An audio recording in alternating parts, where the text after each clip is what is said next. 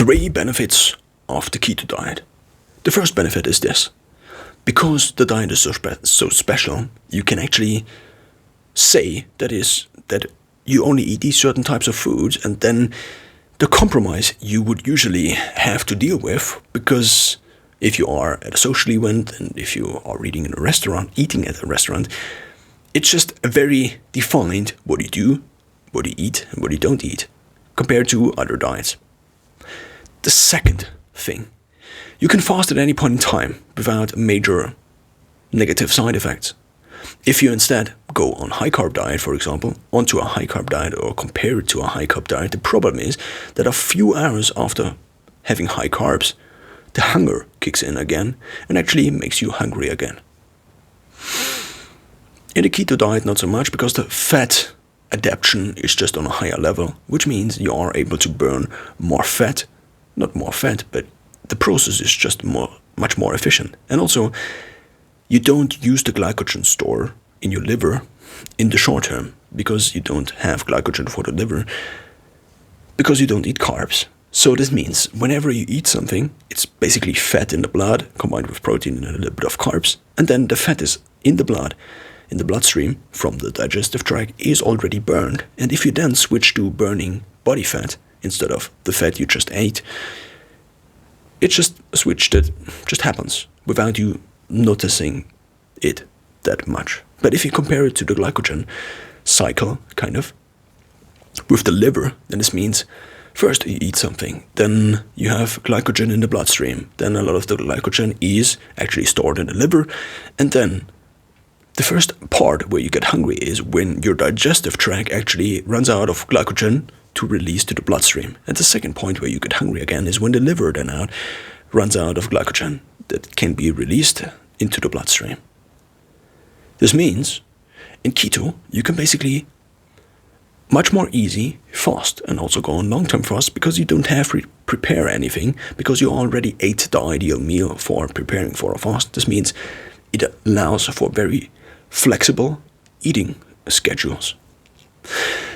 And the third major benefit I want to discuss is mental stability.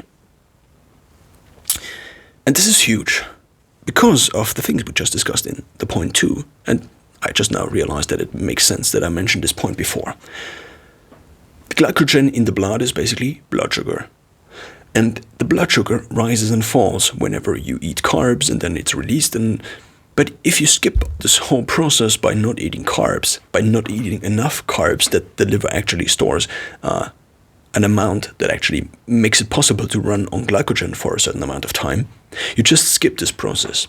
And now what happens is that the liver glycogen and also the glycogen out of the bloodstream from the digestive tract is very unstable.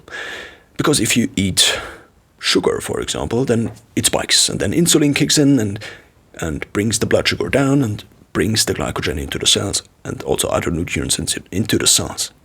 But now the problem is that you cannot really deal with these constant spikes and lows, highs and lows in blood sugar very well.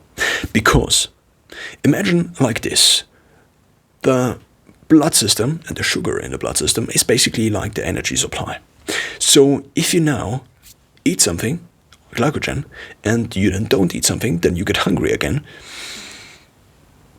The brain is one of the main users of this energy system. You can actually pretty much compare it to the energy system we have when it comes to electric current. Not electric current, but electric energy. If there is, the brain uses a lot of energy, actually a lot of glycogen. Now, the thing is, if the blood sugar is unstable, the brain has to adapt its performance capacity, much more its performance, to the availability of energy all the time. This means when you then ate something and you then become hungry again, your brain is basically on an underperformance level because it doesn't get enough energy in order to properly function. Compare this now to the keto diet. If you are on keto, what happens is that the brain, even though if you are on the glycogen side, so basically on a high carb diet, what happens is that Also, if you are on a high carb diet and then you don't eat for a certain amount of time, what happens is that if you burn fat, there are actually ketones made in the process. It's basically a byproduct of splitting up fat into glycogen again, because glycogen still is the energy unit of the body. Glycogen is then basically used to make KTP and then to make ATP. So the first one is creatine diphosphate and then triphosphate. And whenever you have the triphosphate, it's not tri but tri. Whenever you have the tri or triphosphate, then this actually gets split again. And because it splits a molecule, what happens is that energy is released. Just like if you split things for energy when it comes to nuclear power, it's kind of the same principle. So energy is released that is used usually for binding the molecules together. And then we also have ATP. But this is going into too much detail if I would go into detail any further at this point in time. Therefore, I just explain now the keto benefits, or what happens if you go on keto or if you fast for a certain amount of time. Your body, because it runs out of glycogen, has this other system of energy production, which is called burning fat. Now, if you burn fat, the byproduct are the ketones. And turns out your brain can actually run on ketones up to 75%. Now, ketones, per unit of oxygen that is needed for the brain to function, or for the brain to release the energy out of the energy molecules we have there, with every unit of oxygen, per unit of ketone, actually the ketone releases more energy. That means on the same oxygen, on the same fixed oxygen supply, you have a higher performance level on ketones. The rest is still 25% carbs, and the carbs are actually made by splitting up the fat, by splitting the fat molecules and then turning it into glycogen in a chemical process. Now, here's the thing. There is enough fat for you to last for days, maybe for months, for some people even for, I don't want to say years, but the longest known temporal distance you could say, where somebody didn't eat was somewhere around 270 days, I guess. It's not I guess, but I heard it, and now that's the thing I remember. And it's a long time, apart from the nutrient side and getting supplied with the proper micronutrients and minerals. What now happens is that even if you are relatively lean, because fat is just much more energy dense than carbs, basically twice as energy dense, simplified. Then, so fat has 9 kilocalories per gram, and carbs as well as protein has 4 grams per unit. Not per unit, but per gram. This now means, if you use the second point, flexible dieting, not really dieting, but flexible eating times, which is not something that optimizes for the circadian rhythm and something like this. But what I meant by this is that at any point of the day, if you just eat a keto meal, you can just theoretically go on a 3-day fast without having probably negative side effects like the keto flu. What is the keto flu? That's basically a state where you feel sick because of the switch that happens from getting from the glycogen process to the keto process, or fat burning process for that matter. And also because the fat burning process probably is not as well trained as it could be. And also because you're probably missing out on salts like natrium and potassium. Natrium actually isn't a word. I think it's just called potassium. I just don't know the equivalence of the English words of the German words I have in my head right now. So therefore I just don't talk about it. I just say salts. Now, what happens now? You basically have fat for the eternity of time. Not really, but compared to glycogen that only lasts for half a day, maybe a day, that depends obviously on the activity you do, on the amount of activity you do. You basically can run on fat for a few days without eating anything. Some people even did it for 30 days. I mean, that's obviously already quite an experiment, and probably not something that's suitable for everybody, but long-term fasts have really good benefits. If a long-term fast is 3 days or a week, that depends on. Also, this is not an advice to just randomly start fasts, but mental clarity or mental stability is now the biggest point. There is something else connected to this. This is an evolutionary argument that is not truly true, so there have been no studies on this. It's just that it tends to make sense if you think about it. And it's this. Imagine you are a hunter and gatherer. And I know these evolutionary arguments usually tend to go kind of wrong at some point in time, because it's just too simplified. This is not really how it works. Nevertheless, you have to display the things that are actually maybe happening or have happened somehow, and this is kind of how I do it right now, and also how it's done very often when these things are done. But let's now return to the hunter and gatherer that is there. And what makes now the most sense? If you have just eaten something, and this is, by the way, also maybe a reason for the obesity pandemic we are kind of facing as a human race right now. If you just ate something, then the possibility, the chance that something else is in close reach, whether this is time or location, is pretty high, I would say. So if you just found a berry, then the chance is that there are other berries around, because it's the same region, and therefore probably other berries will also grow. Now, therefore, it kind of makes sense if you just ate something to be hungry again after quite some time. So whenever the body has stored all the nutrients, then it makes sense to make us hungry again. And this is kind of, at least what I used to think about it, a system I used to think about when I compare these two systems of using energy. This could be why you get hungry on glycogens, but not as hungry on fats. This is kind of connected to the second aspect I want to now discuss, but just let this maybe sink in. If you just ate carbs, after a few hours you will get hungry again, kind of because of the carbs. Probably, or maybe because it is more likely that something is in close proximity when it comes to either time or geographic distance. Now, the second scenario.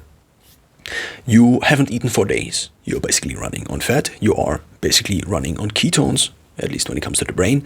And also the rest of the body is running on fat, because you just ran out of glycogen. Small minor fact, the muscles, so the skeletal muscles, actually still use glycogen as the main source of energy. They can also to some extent use fat, but the glycogen in the muscles is kind of preserved for physical activity that is performed by the muscles, and also the glycogen is refueled again by whenever we don't do physical activity throughout the day by splitting up fat. That's just a random side note. The liver glycogen, in comparison to the muscle glycogen, is used for all of the body functions, all of the organs, and also the brain.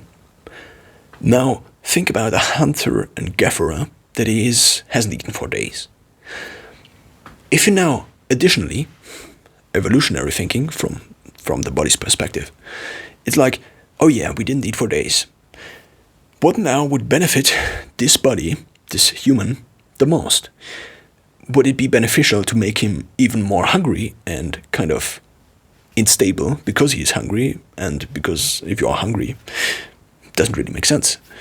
Or would it make more sense to actually amp up all the body functions, like the brain performance, for example, in order to increase the likelihood of finding something?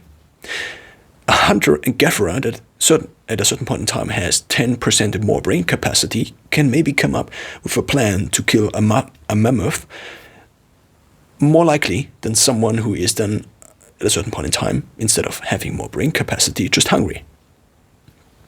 That's very simplified.